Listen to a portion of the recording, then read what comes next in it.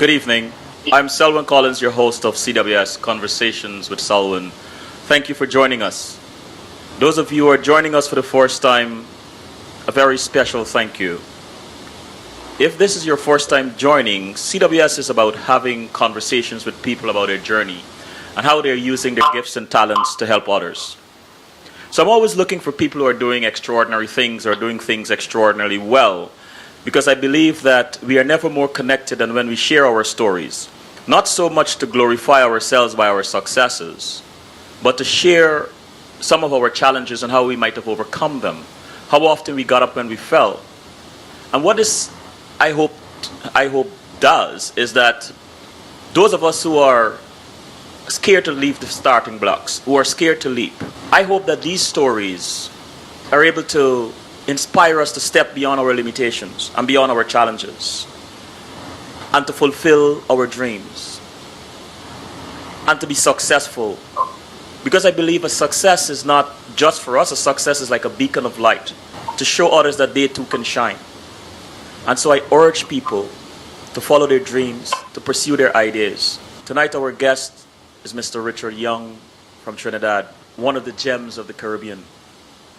I'm going to take a short break and introduce you to Richard when I return. And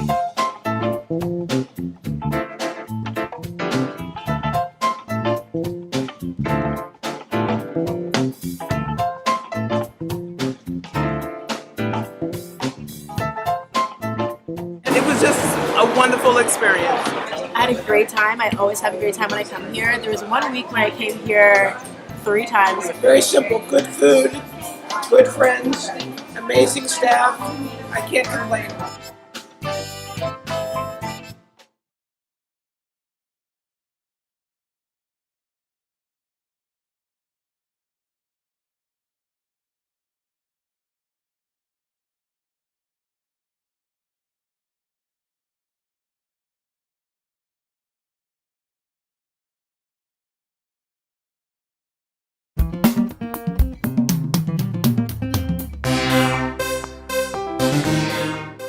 We are back.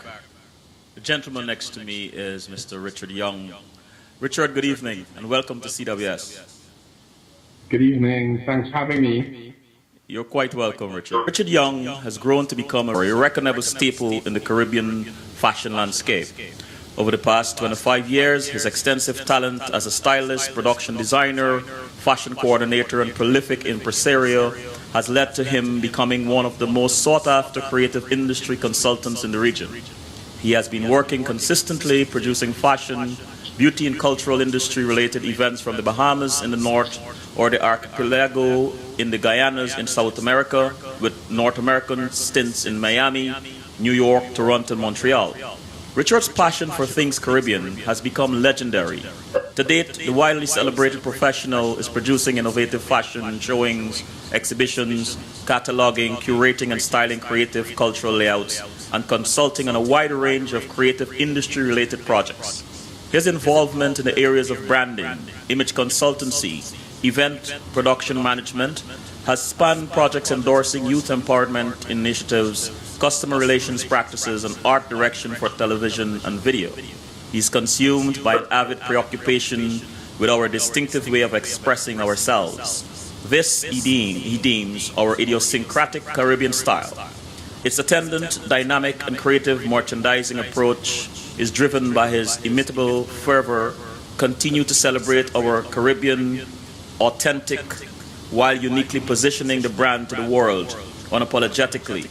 In spite of his crusading Caribbean mission, he never loses sight of universal yet intrinsic precepts as he seeks to maintain relevance to the very changing needs of the global fashion industry. My brother, welcome. Thank you. Richard, what does being Caribbean and Trinidadian mean to you? Wow.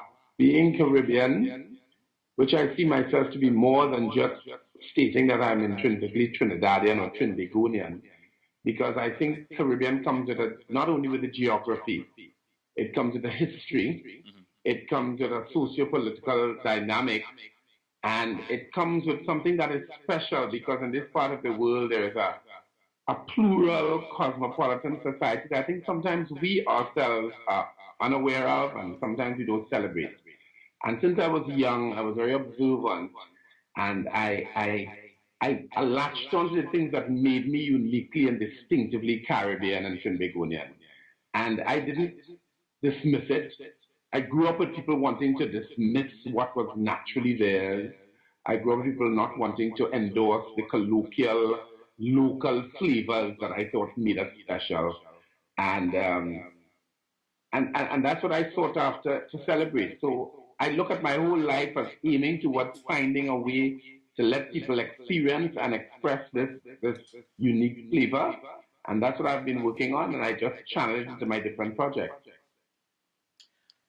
With all the awards and accolades, tell us, Richard, how would you describe your career?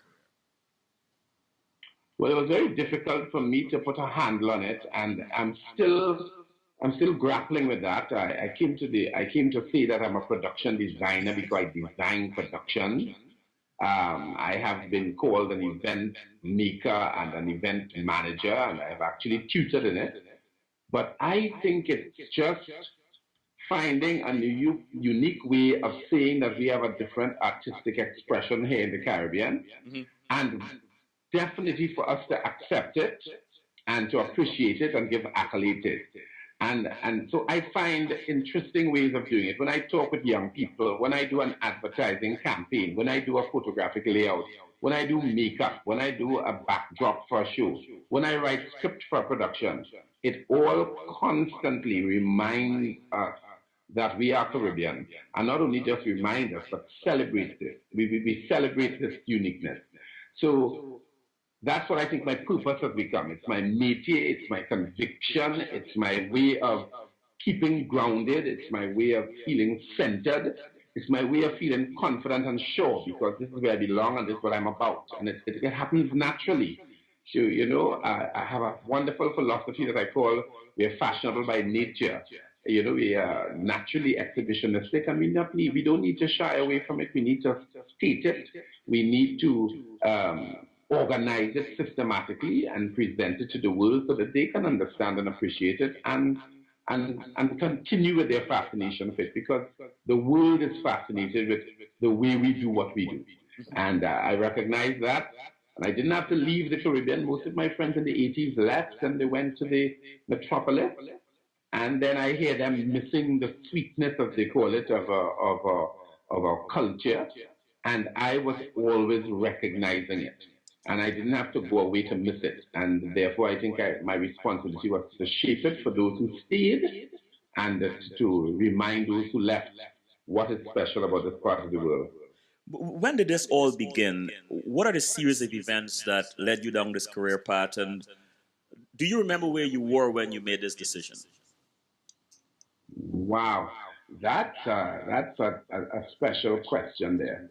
I would say that there was a knowledge of my difference, for want of a better word, and difference in the sense of I was always observant, and I know I was greatly influenced by an aunt of mine called Jean Coggin Simmons. She has passed on, and she celebrated the folk and the indigenous ways of dance and movement. So I was always peeping into her world literally as a voyeur from a side at her dance studio and examining the discipline with which she conducted her exercises and how necessary it was to appreciate what art and culture do for the human development in this part of the world. And so my own studies, which was along the literature line and language skills and sociology and history, all I think cohered for me to cohere and made a statement that I have now solidified and concretized. I fell into the fashion almost as an accident. I was really consumed with using the stage as a place to remind people of things, to provoke thought, to celebrate our identity. I'm very, very consumed with identity branding. And so it helped me shape the fashion because at the time I was doing this, the fashion was igniting itself in the late 80s in the Caribbean. And everybody was looking for a way to show the fashion, to merchandise and market. And I thought it was necessary for us to look at a way and a methodology that was ours, intrinsically, idiosyncratically ours, and not just to plagiarize, as Naipaul says, we mimic men of first world ways. So I took this information, as it were, of dance and theater and drama and the understanding from behind the scenes and on stage and being in the audience and consolidated a methodology.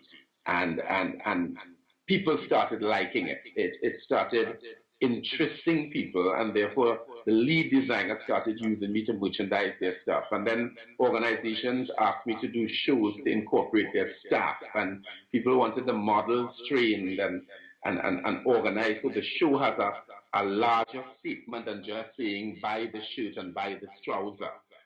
So I started using the stage in a very responsible way, which is what art is really supposed to do, and to signal and to give messages and to make people laugh and sometimes almost want to cry and just think about serious things while they're looking at fashion and ultimately still purchasing.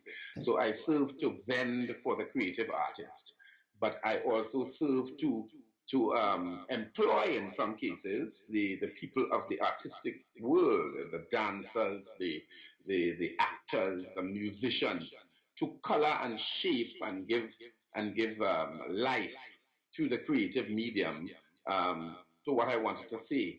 So in a way, I use my sensibilities and my perception of the world, use it on the stage and realize that people are buying into it. And it kind of grew, and as a result of that, it reinforced my belief in what I was doing. And all of a sudden, I was standing there without precedent. There was no one like me doing it. There was no one before me doing it. What am I doing? And it just kept moving. Every 5 or 6 years, there was a diversifying. I was just doing local things until I was doing annual projects that ran for 10 years, every single year in Trinidad and Tobago. And then it extended itself to Caribbean. And then I had an agency in Trinidad, and then there were 6 agencies in the region, and I was popping up and down doing training. And then I got a few stints in the diaspora. And so people were looking in, seeing, and sending for me, and I was working. I started working. In the first 10 years, it wasn't work. I got a handout. I got a box of chocolates. I got flowers on stage, and everybody said, that's the man who's doing something different. And I did a lot of interviews and a lot of fame and no fortune. So, So that's how I kept moving. so when do you think it actually began? Around what age?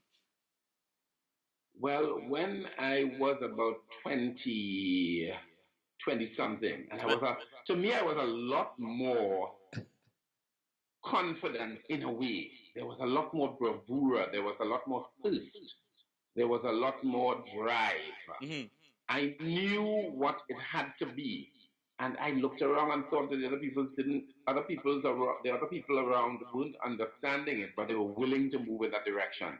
So great artists and great people I had great respect for. And one of them is called Jeffrey Stanford. He is passed. And Christopher Panero, who has moved on to Toronto, who's a textile artist. They believed in my approach and facilitated me and allowed and said, let him do it. Let him do it his way. Because somebody has to take the lead in doing this new way, this new world way, and then it started building a philosophy, because I always had a philosophy behind it. It was not accidental. It was always about understanding the allure that the Caribbean has and turning it around to market it. You know what? And make people come to it. I want to explore your artistic or your career trajectory. But when one speaks with you, Richard, after the first few sentences, one immediately is drawn to your passion for the Caribbean, its art, culture, and its history. When would you say this? I know around 20 something, as you said, you were drawn to this career path, but this intimacy with the Caribbean. When did this actually begin? Did this begin when you start down the career path, or did this evolve as you start expressing yourself? It evolved, and there was no immediate direction. Mm-hmm. On reflection, because I'm an existentialist, I believe that you're constantly becoming, and you only can be defined on reflection. And when I was younger, I remembered a particular situation that stuck with me. My mother would say, "What are you looking at when you're looking at the television?"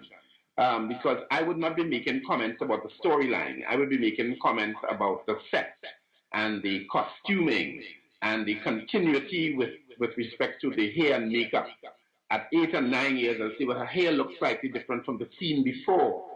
And I started working out that the scenes were probably not shot sequentially and details like that. And I would make a reference to the sound and if it was making sense to the type of show it was. And I was involved in a lot of texture and subtexture, and I was fascinated by that. And I always liked too the vernacular and the colloquialism. I didn't think that you needed to say it's bad English because it was so rich in cultural relevance that sometimes you need to use it. So I was able to master the language of English, and I'm still mastering it because I always see you becoming, as I said. And but I always informed it with inflections of colloquialism. And people used to think I was funny. So when I was 10 years old and they asked me, what do you want to become? I said, I want to become a comedian. I like seeing people smile. I like seeing people happy. I want people to like things around them and not be aspiring to things that are a little too elusive. I wanted people to be grounded and feel good about where they are, whether they catch water at the standpipe. That's a wonderful story if you tell it well. And you could tell me something about your catching water at the standpipe that I would never have shared or experienced. So that happened in my, I'm very young, and during my teenage life, I started dancing. I started the drama group in my school with some young guys. And I was in the choir, so I was on the stage and always wanting to understand what the perception of me on stage was. So I wanted to go into the eye of the beholder and see how I can manipulate what they see to make sure that they see what I want them to see. So it was very, very important. So I was always plagued, not plagued, but always fascinated with that, and always was concerned about orchestrating how you perceive what I want you to see. Richard, You know, so did this, that is where I went. Did this intelligence, this artistic intelligence of, or this intimacy with your audience, or understanding what your audience is seeing, did this begin, you said, as a teenager and so As young? a teenager. As a teenager. Did you understand it when you first came upon it, or it came upon you? Did you understand what it meant? No, never understood the scope of it. Was always preoccupied with it. It always distracted me sometimes and made things awkward. It also gave me revelations that made me feel that sometimes that I had an edge on the knowing and the seeing of things that people seem to miss. I was always in tune with slapstick and comedy and the timing of lines and how you can arrest people and how you can grip their attention. So people thought, as I said, I had a comedic bias because I think comedians are the most observant people because you have to slow down life, a slow motion of serious things makes it very laughable. And and you have to have a grip of the language to roll it out, as they say in literature, to unravel it, so the other person can feel the emotion and texture of an experience. So I was always caught up in it, but not at the depth that I can speak about it now, but I know that I was caught up in that. So I would be preoccupied with myself when I did my literature, because I did French literature and English literature, and we always had to understand what the author was trying to say. What was going on at the time when he was saying it make more sense than just my understanding of it. You know, my understanding is one interpretation of it, but I needed to get a complete or attempt to understand a complete interpretation of whatever work we are doing. And that indulgence is what I could say was my first sign of this movement that I ended up doing, you know? Richard, you have piqued my curiosity, and I want you to help me only because some things that you've just said, I believe is very important for young people that may be listening. And in terms of let's take Trinidad. I mean, I can speak for Guyana, but I think the Caribbean region of it on a whole The other day when you were talking, you spoke about insular presentation.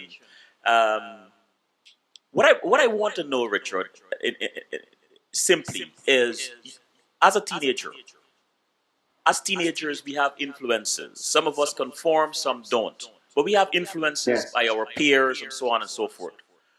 What is it in you? Where did you get this courage to A, not conform, to B, to explore this thing that you discovered or discovered you about how you can manipulate your audience view of you?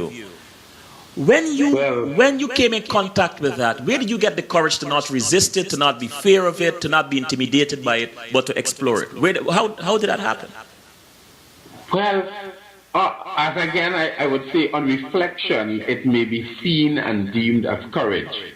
At the time, and also because I had a single mother situation, my father was there. My father was a very influential union man at the time, and even though he was not intimately involved with us, I still had some admiration for his charismatic qualities and how he was able to manipulate situations and hold the attention of thousands, tens of thousands of workers, and so much so that it could have impacted on governmental decisions and so. My mother was also a unionist, so they were always out in activist positions. And we would see them in the news ever so often making an impact and making change and dynamizing things. So I would not have seen it as courage per se at the time, because probably that might have created some fear. It was just an inclination to move in the direction that was seeming natural. And my mother allowed us to develop that way. She was a more open-minded mother than most at the time, because my brother moved on to become a very celebrated designer brand called The Cloth. My sister used to model at the time, and she was like in the top 3 models in the region, in the country. I modeled as well, but I came off the stage because I wanted to coordinate it. And she allowed it and fueled it and activated it. So when you are conditioned by that kind of open-mindedness and that unlimited energy, I suppose you're not going to feel boxed in like other people. So we would have gone to the folk ballets that my aunt did in the national halls in Port of Spain. And we would have gone to some of the union meetings that my mother and father would have been involved in, and we'd be hearing the responses of the people, the chants, the drums. You started understanding cultural relevance in a different way. So I would have heard the more straight-laced students talking about more expected behavior, and my world was totally different, and I felt special about the world, but I was kind of reticent at that point. I was the sliding along the wall type of student, observing, constantly analyzing, observant, not bravely going where no man has gone before. I mean, in secondary school, I took part in the drama group, and I was in the choir, and then I started dancing in my late teens and danced for the National Dance Company of Trinidad and Tobago. But all of this was just acquiring the stage posture to understand what you need to do on the stage and how you can shape it to influence others, And then, with more reading, I understood the other perceptions.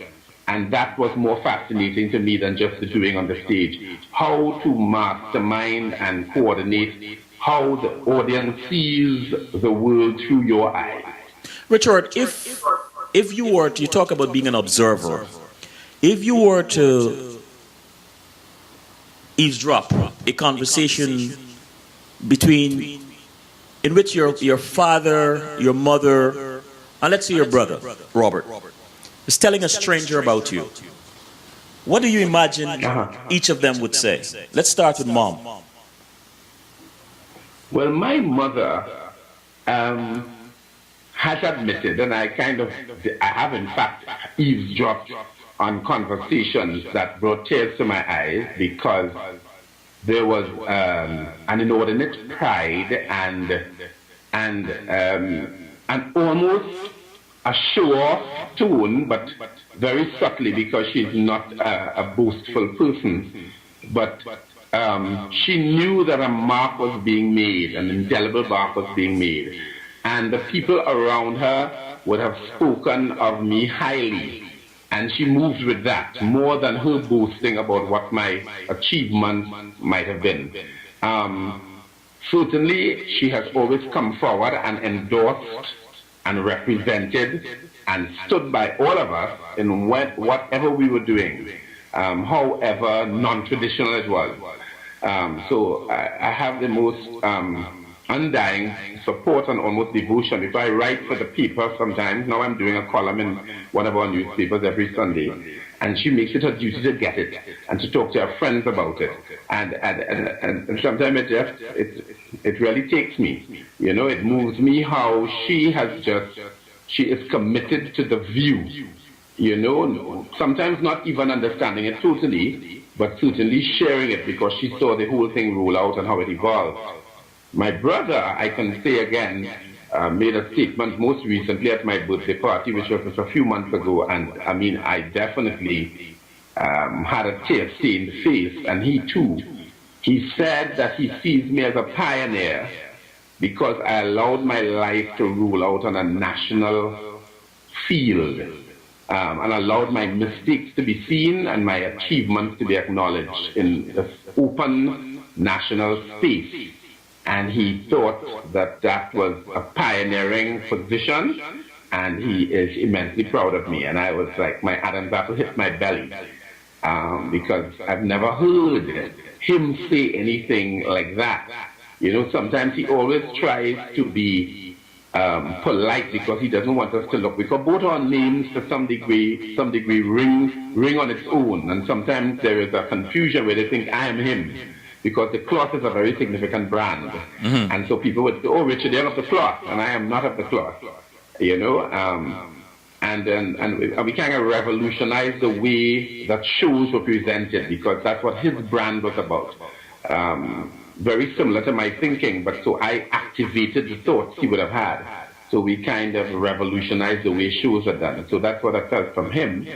And only in recent times, just before my father passed, because he never really had a high regard for the arts, because he's very militant. He was very militant and very unionistic. And one day, Beloved was playing on television, and there's a Toni Morrison piece that Oprah produced. And he had read the book. I hadn't, but I looked as though I was appreciating the movie in its fullest. So he asked me a question about the movie, which at the time we barely grunted at one another. And I was in disbelief that he was chatting with me. And then I said yes, and I said, well, that is a psychological reality that the director has to manifest for us, the audience, to understand what is going on in the mind of the lead character. And he looked at me like, wow, because he said he didn't read that in the book, he didn't feel that in the book, because he was widely read. And I said, well, that is just the interpretation. That's the responsibility of the director to find a way to access our psyche and for us to appreciate the depth of the emotion or the movement. And thereafter, he was drawn to me and always wanted my opinion and stuff. And he would always say, and he always referred to me as the boy in my old antique state. He would say, let the boy speak. He would tell my mother, let the boy speak, you know, and I would like, what boy, the one floating out at sea, you know, but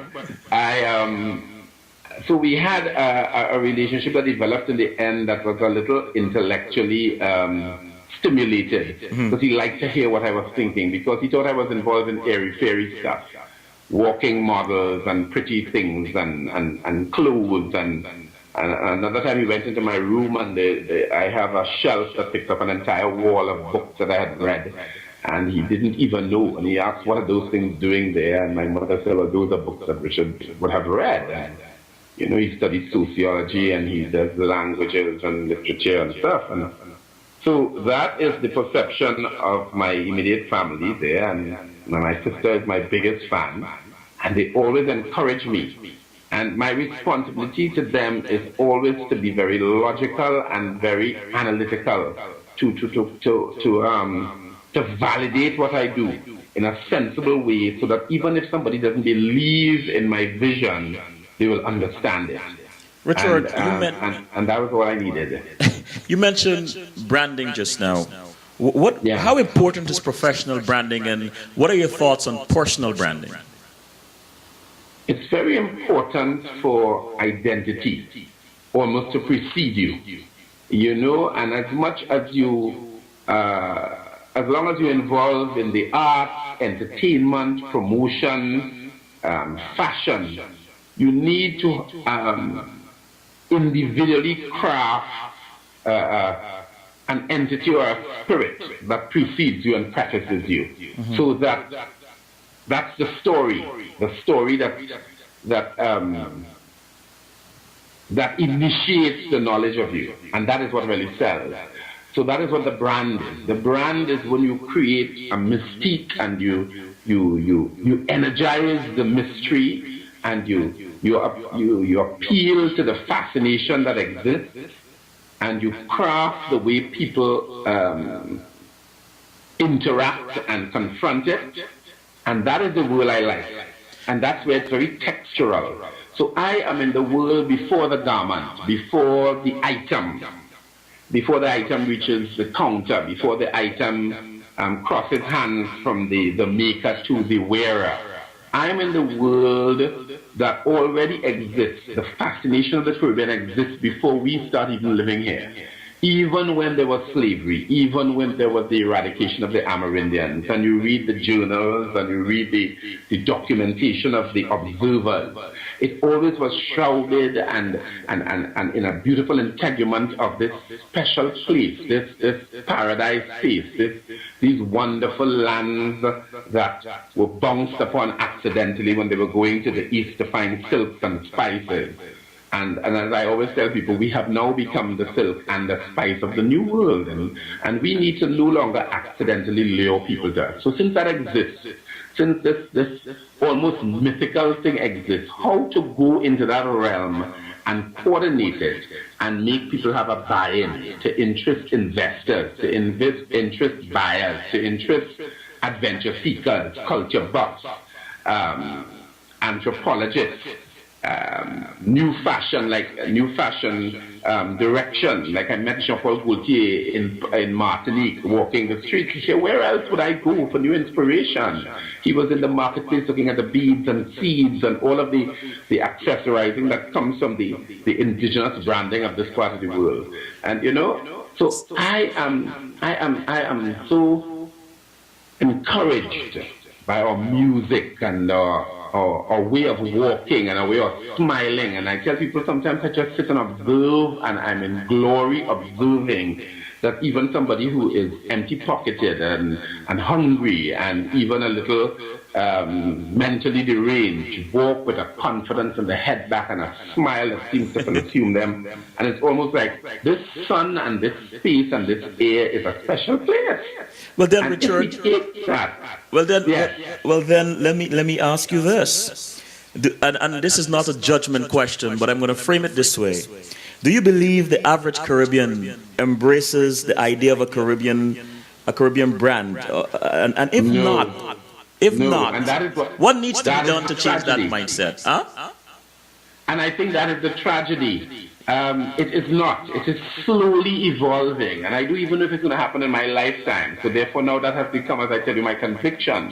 My conviction is to find ways, and I have with some degree of success. That's what success is to be measured by so many things. But I know that when I do a production, you see people coming and they come to me and say, Richard, can I get the soundtrack for the show? I love the music. Richard, do you have footage for the show? Richard, the designer that you showed in the section with the skirts, I like the way you showed it. I like the dancers. Who is that dance company? It's just creating access for a lot of people who might have stayed unknown and underutilized. And one experience I recount, when I was at Caribbean Fashion Week in Kingston, Jamaica some years ago, there was this lady from Europe. She came in to do a special chat. And it was about the whole Caribbean aesthetic and how wonderful it is and how we need to celebrate it and and give it life. And we were just chatting 15, 20 minutes prior to her talk, and when she went up to the talk, she invited me on, and it was very annoying to me, it was very embarrassing to me, because when she did the intro, she said, you all should be listening to somebody else. I mean, you all should know that you all have a beauty that the world craves. But somehow when I come to this part of the world, you all seem to be always wanting to copy what is in the metropolis. We are already there. We already identified the Milan brand, the Parisian brand, the Tokyo brand, the North American brand, the British brand. You have a brand happening all around you and you seem to be missing it. So let me bring somebody on to energize you about this brand, because he just energized me. And I'm sitting there staring, and then she called my name and I had to go to the podium, and I was like, oh my God, what is this lady doing to me? And then I said, okay, Richard Young, this is probably the point. This is probably the convex, the point where you have to now make a statement, because here are industry people from the region and they're all eyes on you.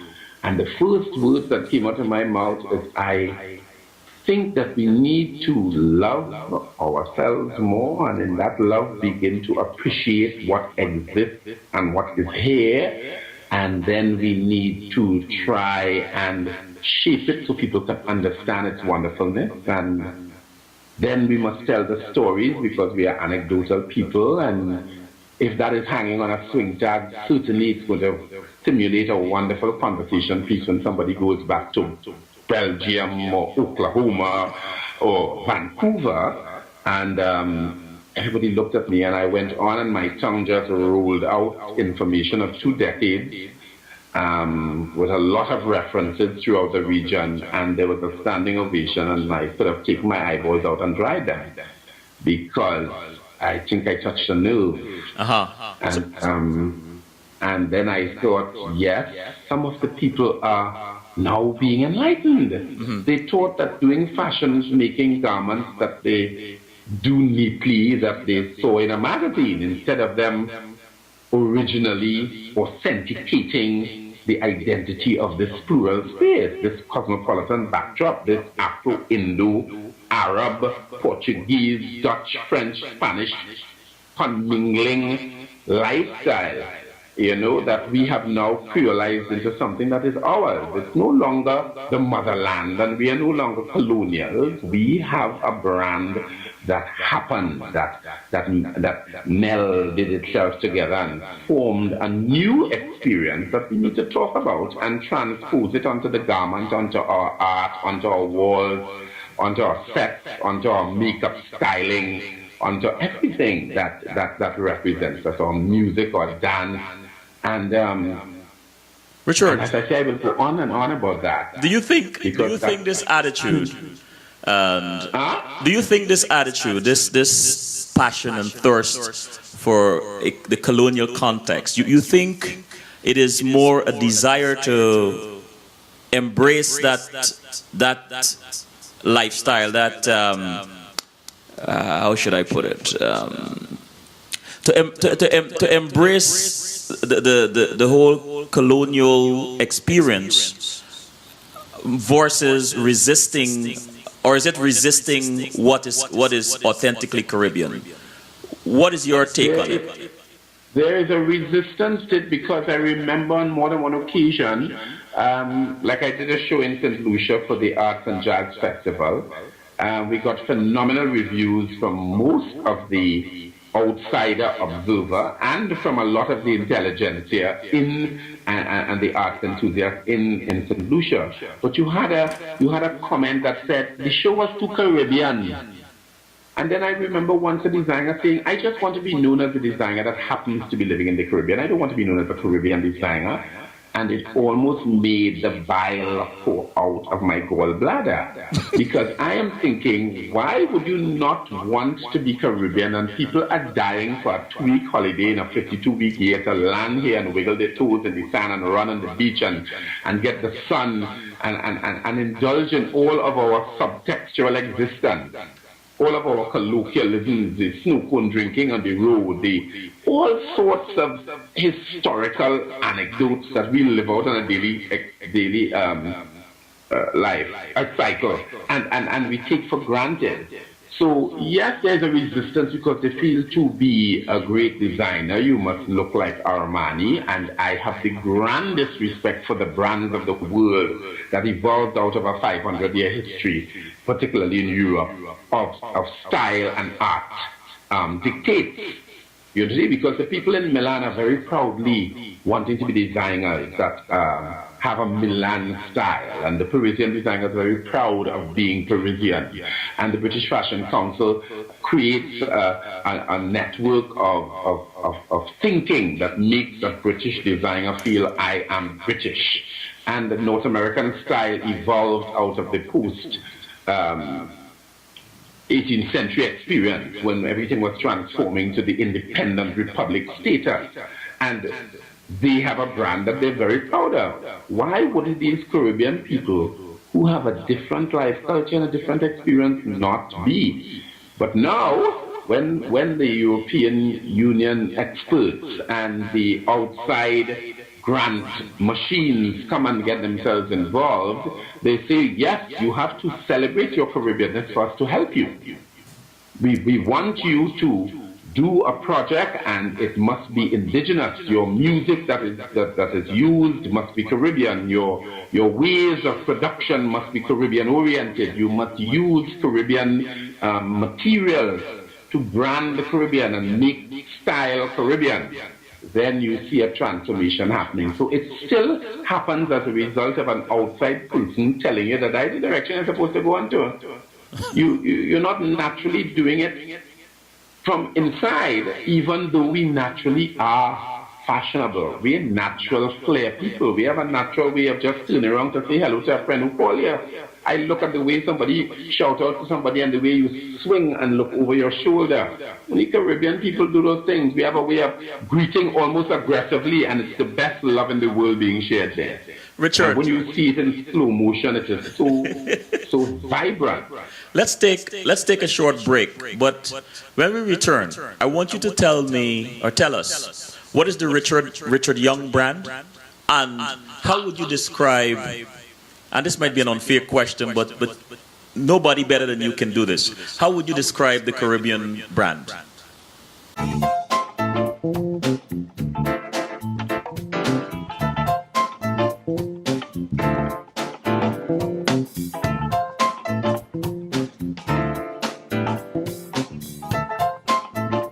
it was just a wonderful experience. I had a great time. I always have a great time when I come here. There was 1 week when I came here 3 times. Very simple, good food, good friends, amazing staff. I can't complain.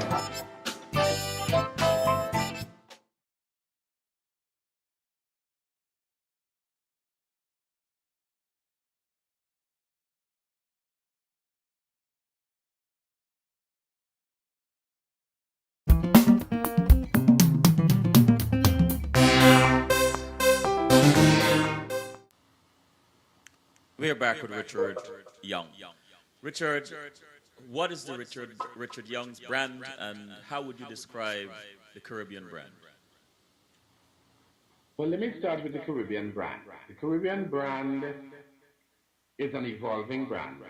It's part of what I think it's an understanding of our new world responsibility. I mentioned earlier on how the Europeans were on their way to the East Indies. So I have a little quip that I say that no longer are we the accident of a medieval cartographer's miscalculation under the assumption that there was not a West Indies existing. Now that we are fully aware that we exist and that we weren't discovered, we were brought to the attention of the world because there were indigenous people here. We are now to assume the responsibility of our own branding, formulating our way of fashion, for creating new methodologies to practice what we do here, to make people live our experience.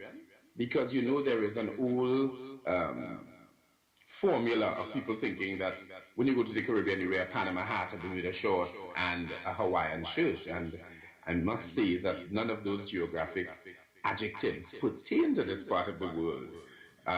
The silhouettes may be relevant, but certainly the branding with another geographic space is definitely detrimental to the promotion of what is essentially Caribbean, quintessentially Caribbean.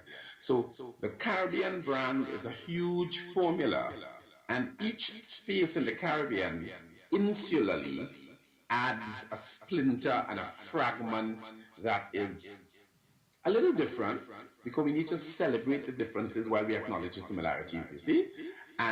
But it all belongs to this whole wonderful Caribbean aesthetic, which is the way we color our world, the way we fashion our future, the way we shape our style, the way we acknowledge the positives of the mutation that happened here because of the historical experience. And it is not to dwell in the negatives of the historical experience, it is to move forward with the new elements that we have to offer the world. No longer are we to just join the bandwagon. That's what you would probably ask me for if I were not a person affected by my peer pressure. You need to bring something new to the table.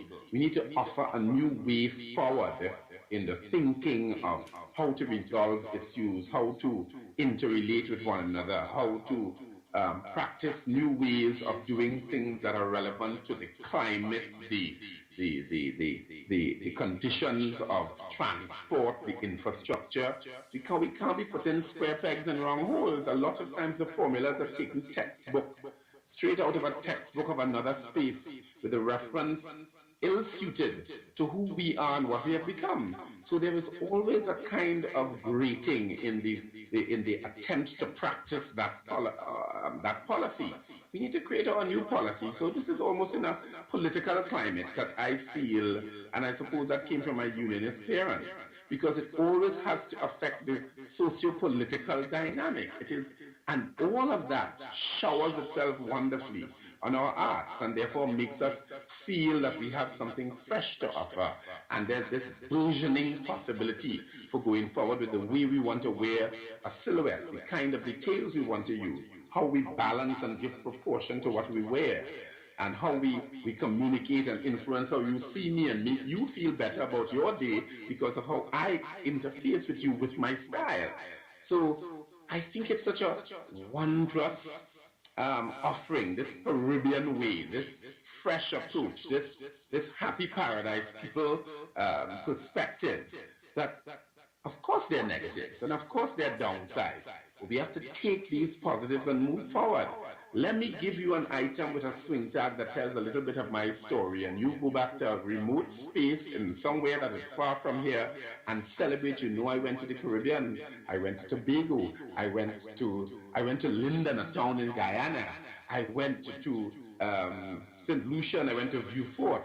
And I met this person, and this design came from there. This piece of craft on my hand came from there. And he told me, or she told me, how she made it. It's made from the beads in the forest. It's made from the leather that is standing right there. Then I feel special about having interface with the space and carrying back piece of the culture and the style. Now, so Richard Young sees himself, therefore, and I'm still working that out, because I never want to speak in finite terms, as I say, because I'm still evolving. And I think that's how humans are, that everything you do has to be for some sort of betterment of civilization, development of mankind, and now the current term is sustainable development. So you have to do things with the future in mind to make the future be empowered by what you have done now. So I am saying, let me be part of the architecture of a new way of thinking about style and fashion, and give that to the world as one of the options. It's not to denigrate any existing style brand, but it's just offering an alternative that a lot of people can benefit from, because there are so many creative enthusiasts, so many creative artists and practitioners that need a space to shout and scream and celebrate what they are and who they and what they do, and therefore employ themselves in the love of doing what they do. Because too many times you hear people saying, I work, but they say work like it is a chore, and then our language is so pregnant with things like thank God it's Friday and Monday blues, which means that work is a drudgery.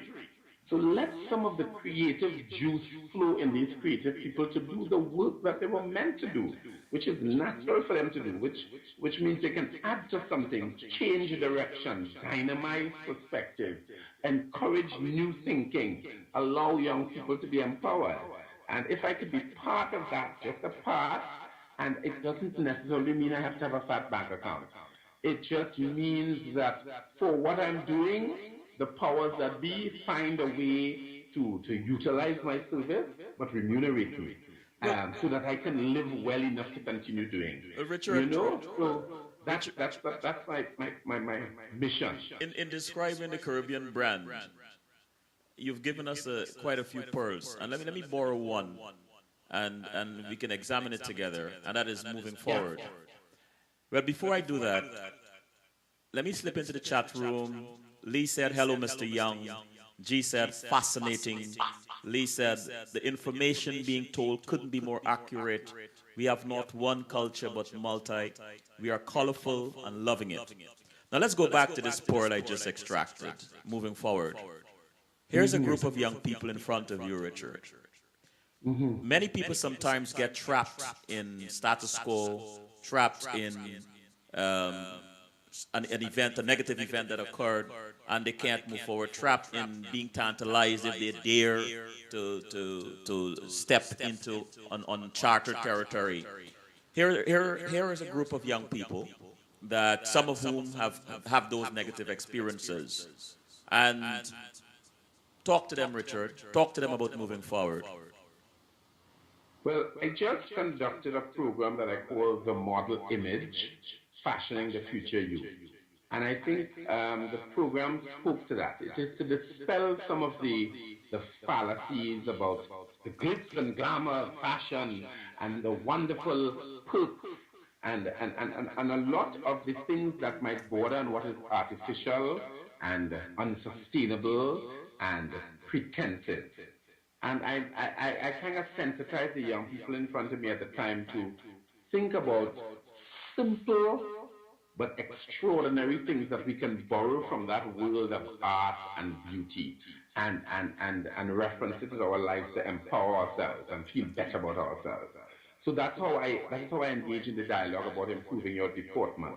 Not because you're going to model to walk next to Naomi Campbell or Tyra Banks, but you're going to feel better about yourself and carry yourself well. As a result, you can use that newfound power and use it in a merchandising way as a fashion model. So that is going to be one of the boons of this empowerment. I try to impart how to access confidence by relying on your own reference and telling your story very proudly, very unapologetically. This is how I live. This is what my grandmother taught me. This is what I felt. This is an experience I had in my school. This is how I resolved my problems through what looks like my negotiating ability, making them unearth the positives in themselves and then positioning themselves for making a decision as to how to go forward. It's not about just resolving everything. It's about creating an empowering position or a launch pad for you to move forward. And that's how I talk to young people, and it seems to be called motivational thinking. But I do like to package it in these a priori thoughts. I just want to access them and get deep, real communicating practice from how we talk. So I tell them, I'm learning from you. You came here and you think it's just a space for you to learn from me. I'm learning from you. And we need to position ourselves with our new reality to move forward. And as a result of that, it can shape the new style. As a result of that, it boosts confidence. As a result of that, you can engage in solid conversation. You can go for job interviews. You can handle significantly important people without being too intimidated because you are equipped and you are empowered with simple tools of ethics and etiquette that make you feel that you have a right and a place. And actually Sunday coming, I'm going to, what I call it is the passing out parade and it's not a graduation per se, but it's for them to feel that they have achieved. So there's a certificate, and I'm going to continue doing once a month talks with them about how I am now more prepared to move forward in whatever way I choose, and to cultivate style in doing it, so I can enjoy doing it. You know, because that is what it is. You have to cultivate a style, the way you sit, the way you talk, the way you look when you're speaking to people, the way you enunciate, the way you pronounce your words, the way you look over your shoulder. People refer to you and gravitate to you when you have an aura, a sense of presence, the it factor. And it's not fake. You've cultivated it, and you use it to empower you to move from stage 1 to 2 in whatever way. You could want to be a chemist, but you can be a chemist with style, with Caribbean style empowering you. You see? Richard, so I did it. Yeah. Sorry, but I want to mention this. You talked about style and the way you look over your shoulder and the way you conduct yourself and in terms of poise and grace. I remember Sonia Noel, who was a friend of yours and was here last Wednesday. Darling. Yes, she mentioned finishing school in Guyana. What are your thoughts about the finishing school? Well, actually, Sonia and I have a beautiful history, and we connected and we are joined at the hip. I mean, we talk it openly. I mean, sometimes I think what she's thinking, she thinks what I'm thinking, and I have become sort of Guyanese. I'm always there, interface with the people. I speak with the government officials. She helps position me to get access to things for us to empower our young people in our realm. And I have been approached twice by the president, the former president and this president, together with Sonia, to find a way to empower people to improving their social graces. Because when you feel better about yourself, you start acting better, you start interfacing more meaningfully, you start having better interpersonal relationships, and therefore life starts to feel better. And some of the ugly is smoothed out, you know, and some of the distractions are resolved, or you attempt to grapple it a little better.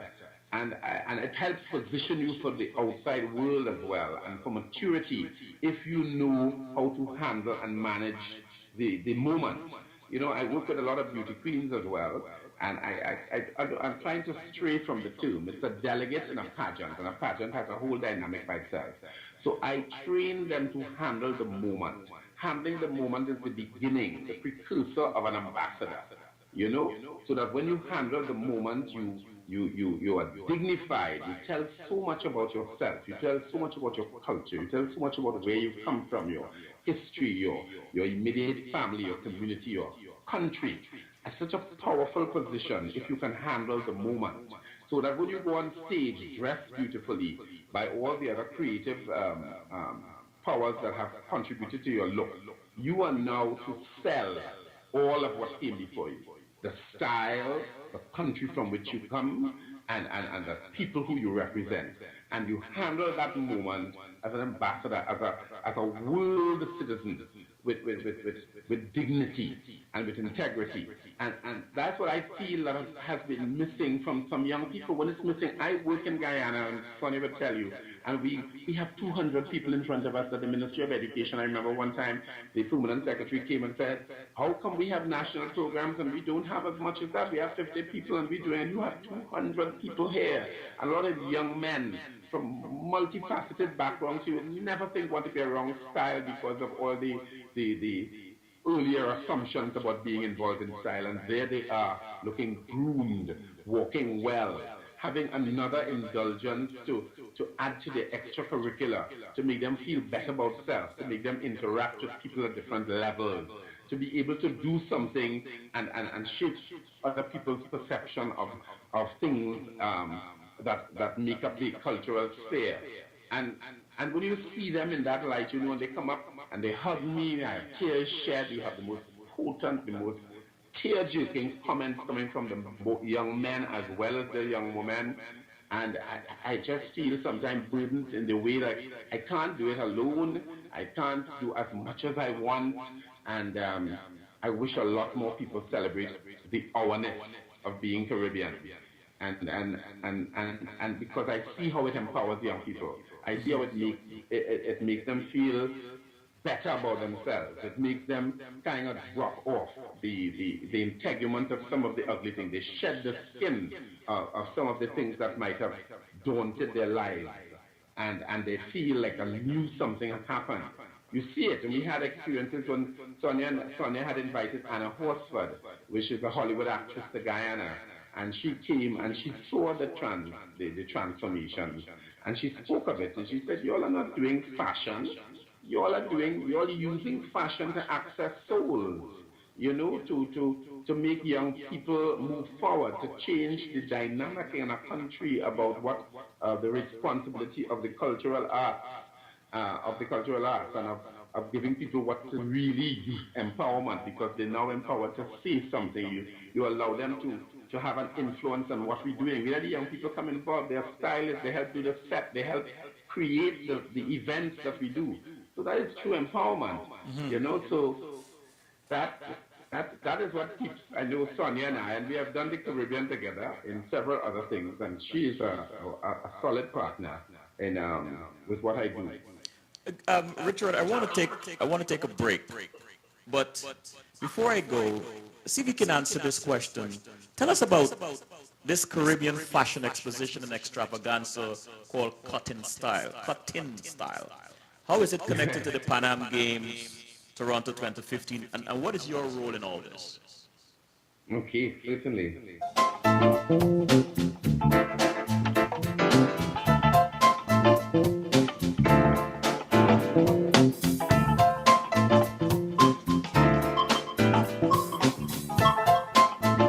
It was just a wonderful experience. I had a great time. I always have a great time when I come here. There was 1 week when I came here 3 times. Very simple, good food, good friends, amazing staff. I can't complain.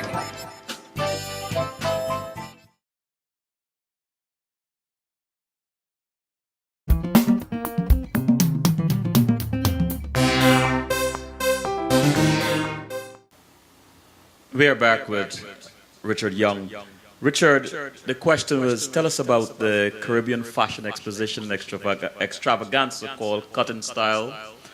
How is it connected to the Pan Am Games, Toronto 2015? And what is your role in it? Well, Pan Am Games is a special event in terms of bringing the sporting community together from this part of the world. Central, South America, the Caribbean, and North America. It hosts over 45 countries with a variety of sporting activities. So it houses such a wonderful plethora of people that the organizers have decided to open up the cultural arm of the event. And they have created something called Panamania.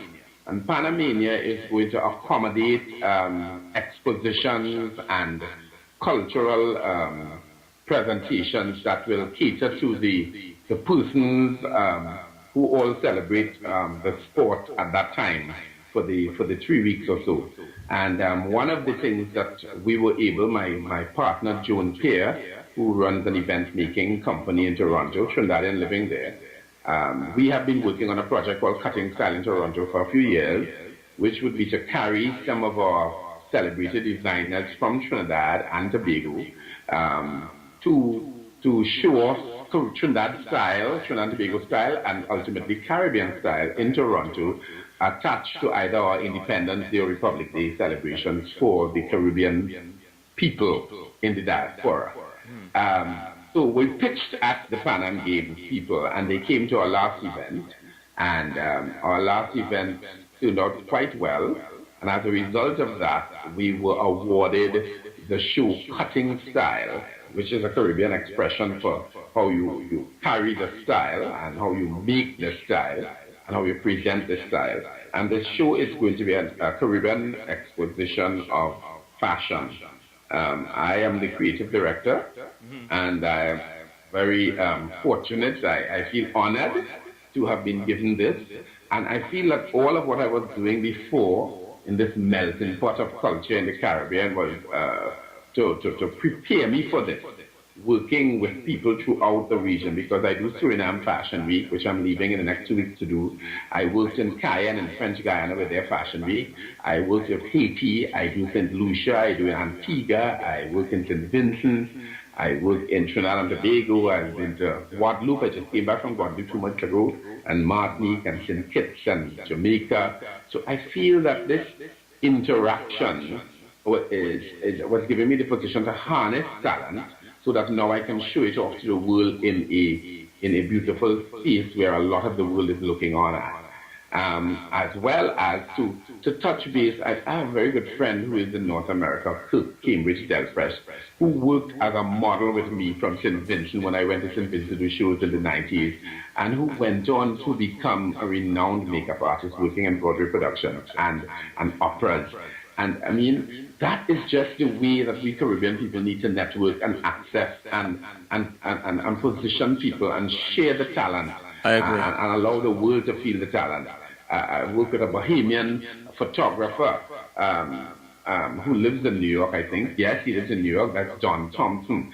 And he comes through the Caribbean, a lot of the events that I might be working with. And all of these talents, I think, need to cohere. So Sonia is going to bring 1 or 2 designers from Guyana, and all of the people I've interfaced with, Walter Marica in Suriname, and JR from Cayenne, and Vanda Neil Gardner from Antigua, and Russell Lake and from St. Lucia, they're all going to pull talent together so that we can have the best talent in a 3-day extravaganza called Cutting Style, allowing people to vend their stuff, but also for other people looking in who are unaware of how far we have gone in the development of our own style, to access it, to feel the culture, to taste, touch, see, smell the culture, really experience it, as well as to purchase. So it is a financial boon to the practitioners of the industry to be seen on an international platform like Pan Am Games, and it actually is going to allow the transfer of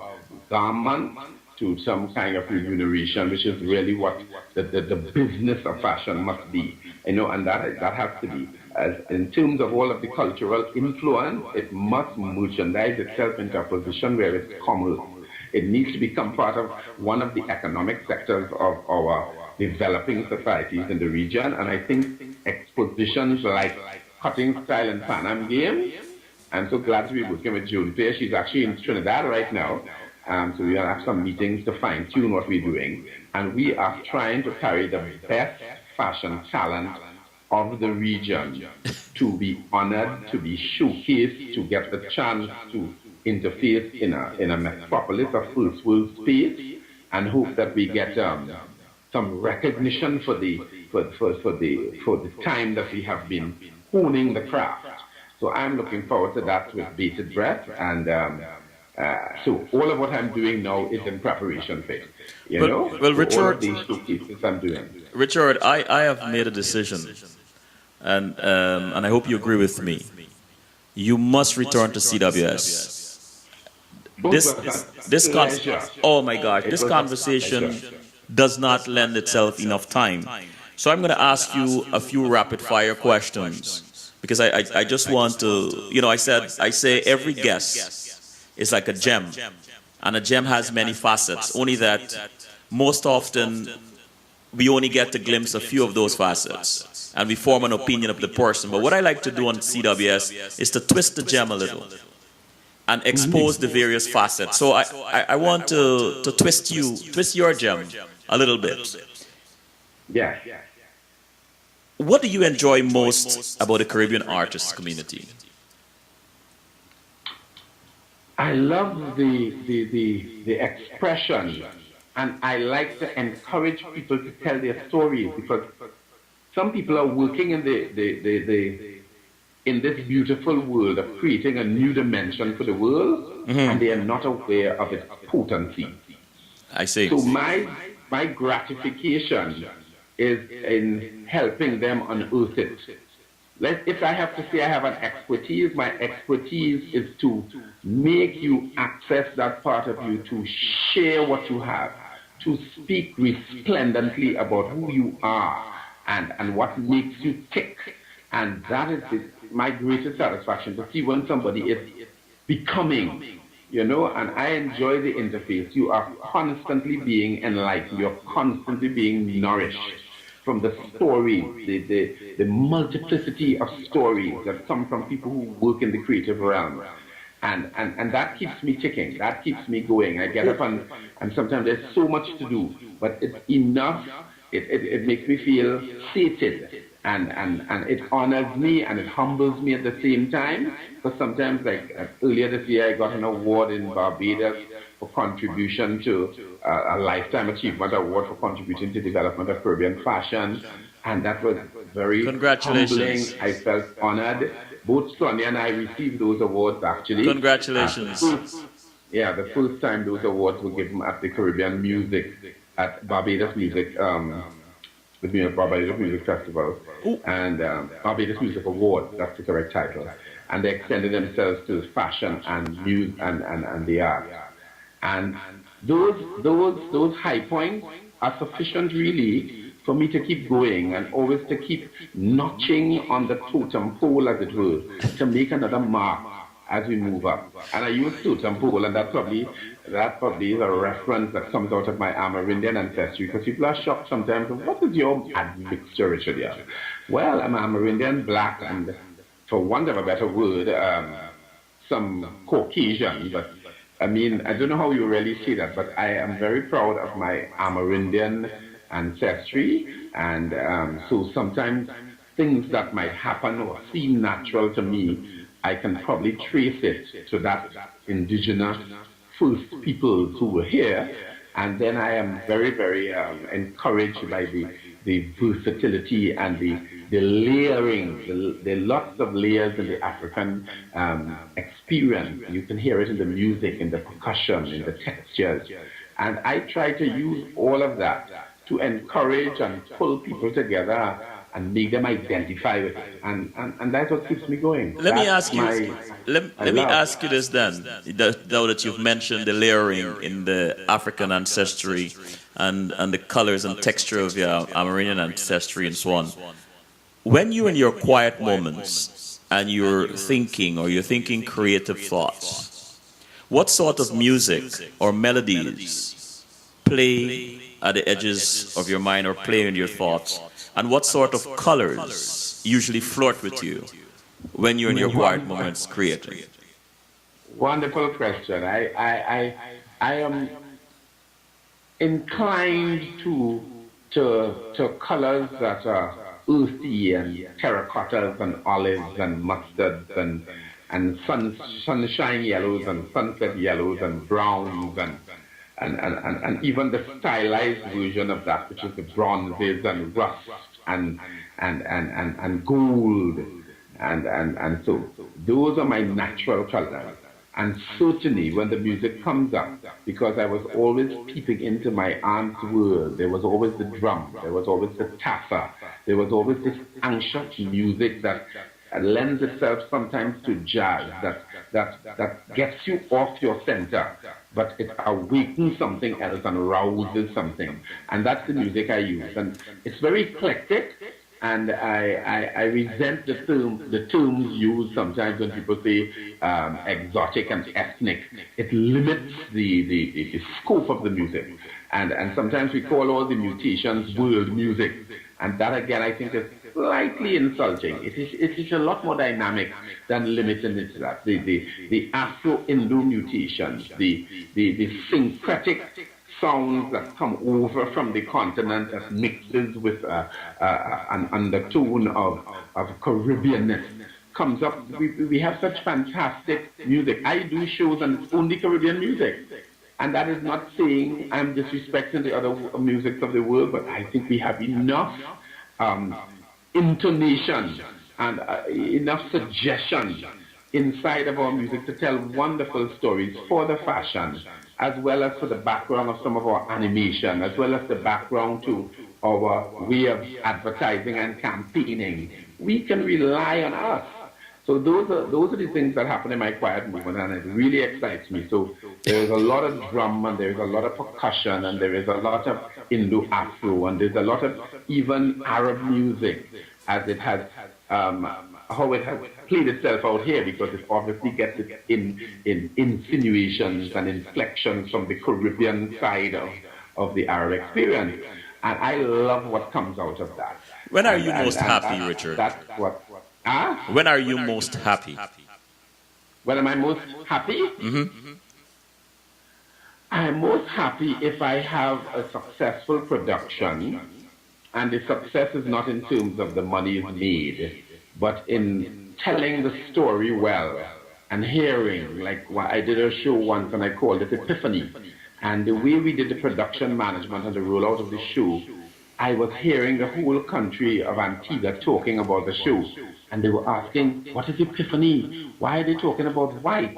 I have to get my white outfit to go to the show, because I did this subtle teasing of what the show may be without saying what it was, and seeing how it informed the space and how everybody was driven and drawn to it. And therefore I knew it's working.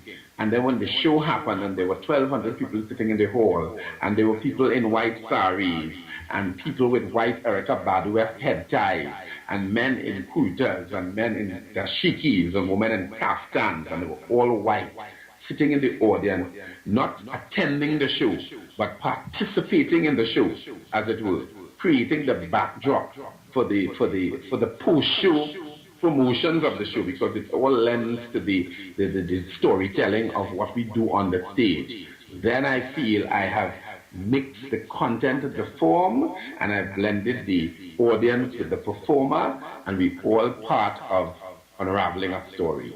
And that is what I celebrate, when I'm able to get that mesh well.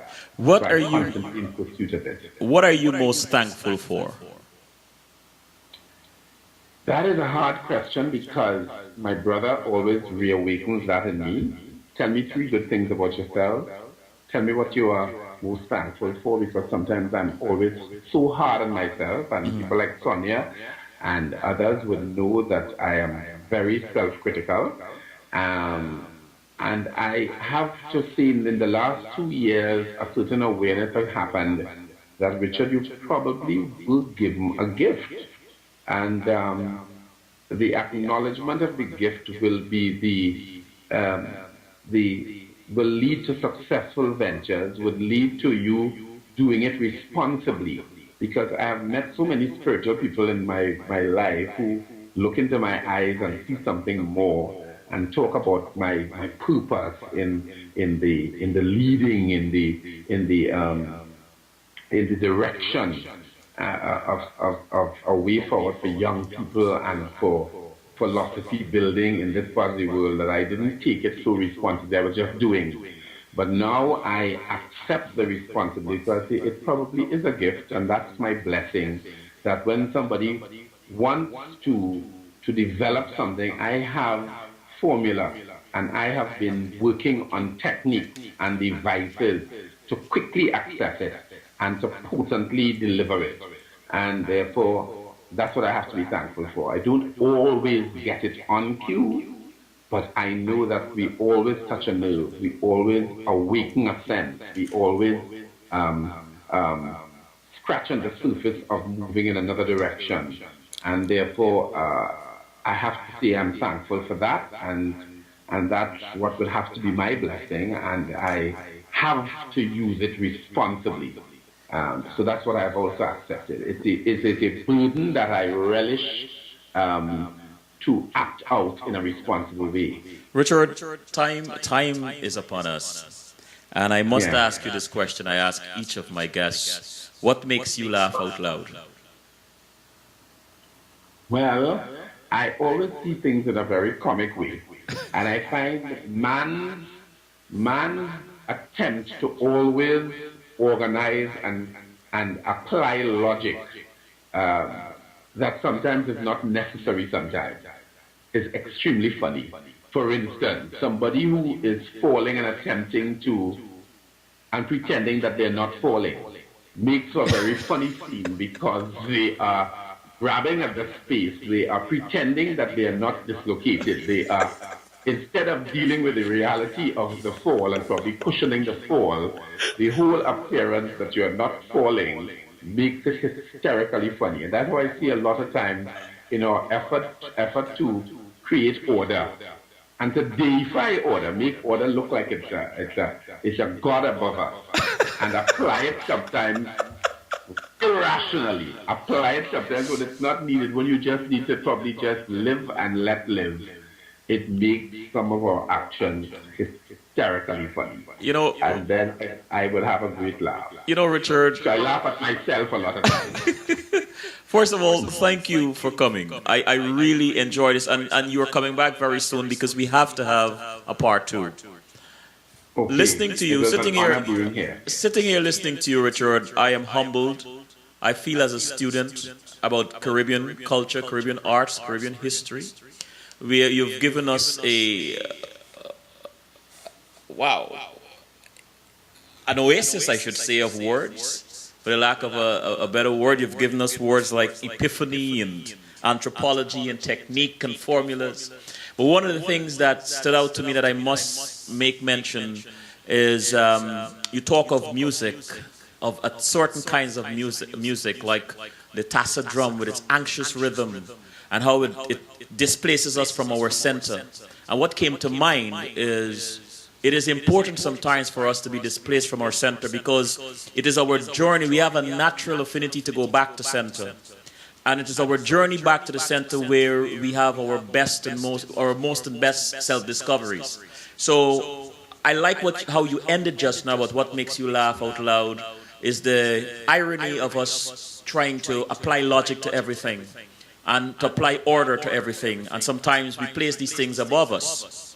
But it is in that paradox where we find most of our self-discoveries, to resist the logic and to resist the order. So thank you so much, Richard. And thanks for having me. It's been a pleasure. It is a pleasure. Very soon. Well, good night. Good night to you. All Bye-bye. right. Bye-bye.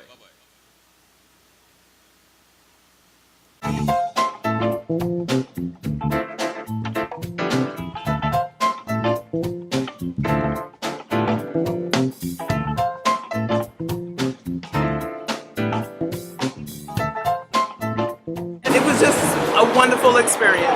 I had a great time. I always have a great time when I come here. There was one week when I came here 3 times. Very simple, good food, good friends, amazing staff. I can't complain.